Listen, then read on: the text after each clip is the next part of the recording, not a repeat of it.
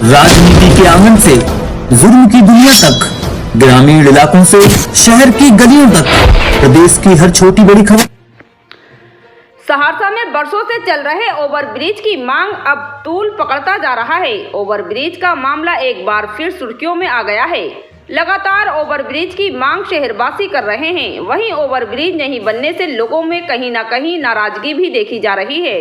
वहीं सहरसा के स्थानीय आम आवास से लेकर तमाम संगठन के लोग अब आक्रोश हो चुके हैं और सरकार और जनप्रतिनिधियों से सहरसा के हक और अधिकार की मांग कर रहे हैं।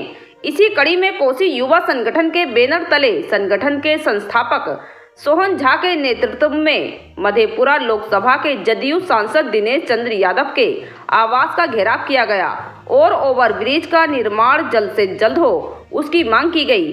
सैकड़ों की तादाद में शंकर चौक से जुलूस निकाला गया, जहां सांसद के आवास तक पहुंचे सांसद के आवास का घेराव किया गया। वहीं सोहन झा ने मधेपुरा सांसद दिनेश चंद्र यादव से मिलकर ओवरब्रिज का निर्माण जल्द से जल्द हो उसको लेकर ज्ञापन सौंपा। वहीं सांसद ने भी आश्वासन दिया और कहा ओवरब्रिज का निर्माण हो, जिसके लिए वे लगातार प्रयास कर रहे हैं। जल्द ही कोर्ट का फैसला आने के बाद शहर के लोगों को अच्छी खबर मिलेगी। संगठन के संस्थापक सोहन झा ने बताया कि ओवरब्रिज नहीं बनने के कारण पूरा शहर जाम से त्रस्त रहता है। शहर के लोग जाम से परेशान हो चुके हैं।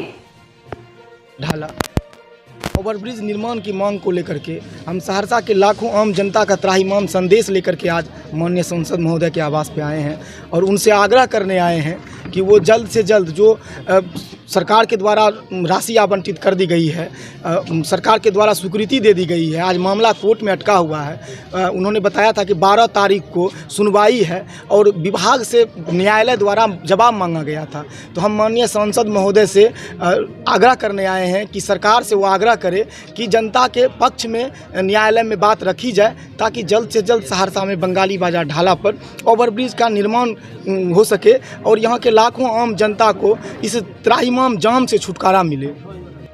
कोसी युवा संगठन के संस्थापक सोहन झा जी हैं और इन्हीं के नेतृत्व में सारे लोग आए हैं। इन लोगों ने एक मेमोरेंडम दिया है जिसमें सहरसा में आरओबी निर्माण से संबंधित सभी लोगों को जानकारी, जो पुराने लोग हैं उनको अवश्य होगा कि सहरसा में ओवरब्रिज निर्माण की स्वीकृति वर्ष 1996-97 में हुई थी, जब हम पहली बार सांसद हुए थे। और यह सच है कि कई बार इसका शिलान्यास हुआ, कई सरकार बीच में गई, लेकिन किसी न किसी कारणवश इसका निर्माण कार्य शुरू नहीं हुआ। इस बार जब सारी कठिनाई बाधा को दूर करते हुए इस बार जब पहल किया गया, तो उसमें एक बाधा यह भी आई कि जो भारत सरकार कहा कि जो ज़मीन अधिग्रहण होगा उसमें हम राशि नहीं देंगे। तो माननीय मुख्यमंत्री जी ने उसके लिए 104 करोड़ रुपया बिहार सरकार के मद से ज़मीन अधिग्रहण के लिए वो उसकी स्वीकृति दी। और जब प्रक्रिया शुरू होती तो फिर स्थानीय लोगों के द्वारा हाई कोर्ट में रीट दायर किया गया और उसमें हाई कोर्ट ने कहा कि इसमें कोई दूसरा रास्ता यदि संभव होता है उसको आप देखिए।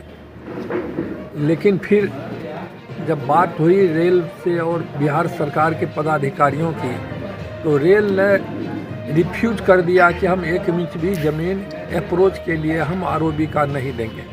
तो दूसरा विकल्प तो था ही नहीं, तो राज्य सरकार उसका टेंडर निकाल दिया। और जब टेंडर निकला तो फिर जो लोग रीट किए थे तो हाई कोर्ट चले गए कि आप तो कहे थे कि उस पर वैकल्पिक व्यवस्था करने पर, लेकिन बिहार सरकार टेंडर निकाल दिया। उसमें कोर्ट ऑफ कंटेम्प्ट ट्रीट करते हुए उस रीट पर मामला शुरू किया गया। वही मामला चल रहा है, कई तारीख पर तारीख चल रहा है। राज्य सरकार के अधिवक्ता भी मुस्तैद रहते हैं और उसका तारीख इसी महीने में 12 तारीख को है। और हम समझते हैं कि जब इसमें इसका निष्पादन हो जाएगा या कोई एडवर्स आदेश कोर्ट का नहीं आवेगा तो राज्य सरकार तो मुस्तैद है ही, माननीय मुख्यमंत्री जी के नॉलेज में है और हम लोग लगे हुए हैं, तो इसका तुरंत निविदा निकलेगा और इसका काम शुरू होगा। हम धन्यवाद देते हैं। सोहन झा तो नौजवान है, बहुत कम उम्र का है, लेकिन इसी को हम देखते हैं कि ईमानदारी से 6 बरस 7 बरस से इसमें लगा हुआ है, जितने क्षमता है। ना ही सांसद है ना विधायक है, लेकिन लगा हुआ है कि ओवरब्रिज बनना चाहिए और लोगों की, आम लोगों की यह समस्या है, इसमें सभी लोग इससे जुड़े हुए हैं। उससे ना सांसद अछूता है ना अन्य लोग उससे अछूता है। हम लोग भी जाते हैं तो घंटों घंटों उस वहाँ पर रुकना पड़ता है ढाला जाम के चलते। और हमको भी अफसोस है इस कोसी के इलाके में जो बड़े बड़े काम जितनी हमने स्वीकृत कराई थी, और सिर्फ एक काम यही ओवर ब्रिज का बच गया, नहीं तो सभी हो गया। हम खगड़िया से सांसद हुए थे, तो खगड़िया में जो मार्केट से कलेक्ट्रेट की तरफ आता है तो यही परेशानी वहाँ भी थी, तो वहाँ हम स्वीकृत कराए ओवर ब्रिज और उसका निर्माण पूरा भी हो गया, आज लोग उपयोग करते हैं। इस बार मधेपुरा लोकसभा से सांसद है, तो मधेपुरा भी क्षेत्र में ही है, तो मधेपुरा में भीड़ की ढाला पर की यही स्थिति थी। 2 घंटा 3 घंटा वहाँ भी गाड़ी रुकती थी और जाम लगता था, तो उसमें भी पहल किए तो उसकी भी स्वीकृति हो गई, उसका भी काम शुरू हो गया। लेकिन यह सहरसा में तो लगता है कि कोई ग्रहण लगा हुआ है, लेकिन तो भी सारी प्रक्रिया ख़त्म हो गई। और लोग जानते हैं, सब लोग जानते हैं आजकल कि 12 तारीख को तारीख है, कुछ न कुछ निर्णय पॉजिटिव आएगा।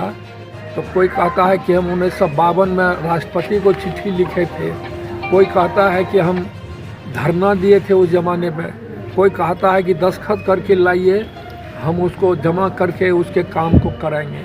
यदि इसी सब से काम होता तो बहुत पहले काम हो गया रहता। लेकिन जो चतुर लोग हैं, तो चतुर लोग तो परख जाते हैं कि क्या होने वाला है।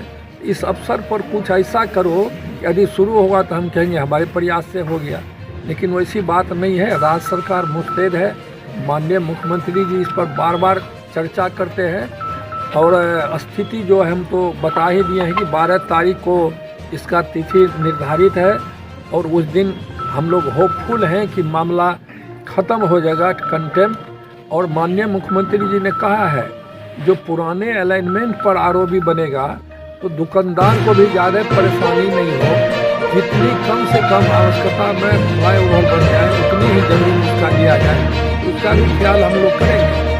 लेकिन जब कोर्ट में मामला है तो कोर्ट के से तो ऊपर कोई है ही नहीं, वह निर्णय जब आएगा उसी के अनुरूप राज्य सरकार काम करेगी। हम लोग भी लगे रहे हैं क्योंकि हमारा भी घर यही है, हमारा भी कार्य क्षेत्र यही रहा है। हम लोग को पीड़ा के साथ तो हम भी जुड़े हुए हैं, इसलिए हम भी चाहते हैं कि यह भी काम अवश्य हो। वैसे तो अभी NH का बाईपास बन गया, वहाँ भी फ्लाईओवर बनने जा रहा है और कई जगह और सब काम होने जा रहा है, लेकिन फिर भी यह काम क्योंकि बहुत आवश्यक है, इसको होना चाहिए।